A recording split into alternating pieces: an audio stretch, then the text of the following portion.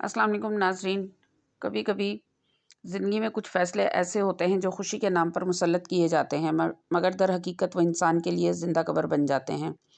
आज की कहानी भी एक ऐसी ही लड़की की है जो दुल्हन बनी बैठी है मुस्कुराते हुए चेहरों के दरमियान, मगर उसका दिल चिख चिख कर किसी मुआवज़े का इंतज़ार कर रहा है।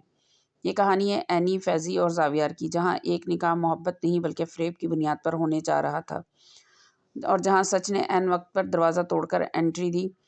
तो नाज़रीन, वीडियो को आखिर तक ज़रूर देखिएगा। एनी और फैज़ी के निकाह का वो लम्हा आ पहुंचा है जिसे पूरा ख़ानदान एनी की खुशनसीबी समझ रहा है, मगर एनी के लिए निकाह एक ज़िंदा कब्र के मुतरादिफ़ है। वो दुल्हन बनी बैठी है खामोश, लेकिन उसके अंदर एक तूफ़ान बरपा है। वो दिल ही दिल में दुआ कर रही है कि काश कोई मुआवज़ा हो जाए और ये सब रुक जाए। एनी की नज़रें बार बार हॉल की तरफ उठती हैं। वो अभी भी इस उम्मीद पर जी रही है कि शायद ज़ावियार अपनी खामोशी तोड़कर उसे पुकार लें। दूसरी तरफ फैज़ी स्टेज पर किसी फ़ाते की तरह मुस्कुरा रहा है। उसे लग रहा है कि उसने अपनी मकाराना चाल से एनी को हमेशा के लिए हासिल कर लिया है। फैज़ी ये समझ चुका था कि उसने अपनी पहली ज़िंदगी के तमाम निशानात मिटा दिए हैं और अब कोई भी उसके माज़ी तक नहीं पहुँच पाएगा। निकाह की कार्रवाई शुरू होती है और जब मौलवी साहब एनी से फैज़ी के साथ निकाह की इजाज़त मांगते हैं तो पूरे हॉल में पुरस्रार खामोशी छा जाती है। एनी के फूफा इरफान साहब फ़ख्र से एनी की तरफ देखते हैं, मगर एनी की आंखें आंसुओं से भरी हुई होती हैं और वो जवाब देने की हिम्मत नहीं कर पा रही होती। एन उसी लम्हे हॉल में ज़ावियार गुस्से से दाखिल होता है और उसकी आवाज़ पूरे हॉल में गूंजती है, रुकिए, ये निकाह नहीं हो सकता, क्योंकि इस रिश्ते की बुनियाद सिर्फ झूठ और फ़रेब पर रखी गई है। इरफान साहब और पप्पू गुस्से से खड़े हो जाते हैं। इन्हें लगता है कि ज़ावियार हसरत में आकर ये सब कर रहा है, मगर ज़ावियार बुलंद आवाज़ में कहता है, अंकल, मैं पागल नहीं हूँ, मैं सिर्फ इस इंसान का असली चेहरा आपके सामने लाना चाहता हूँ।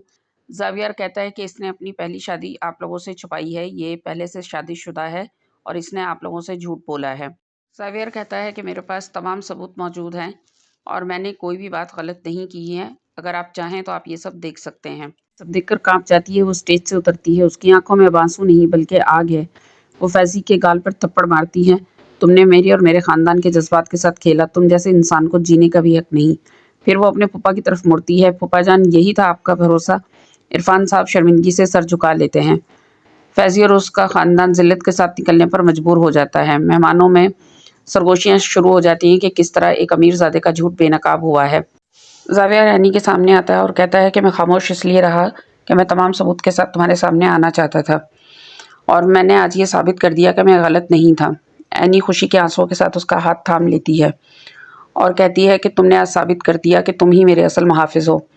इरफान साहब ज़ावियार का हाथ पकड़कर कहते हैं कि रिश्ता खून का हो या ना हो, सच्ची मोहब्बत हमेशा ढाल बन जाती है। दो बिछड़े दिल मिल जाते हैं और एक नई ज़िंदगी की शुरुआत हो जाती है।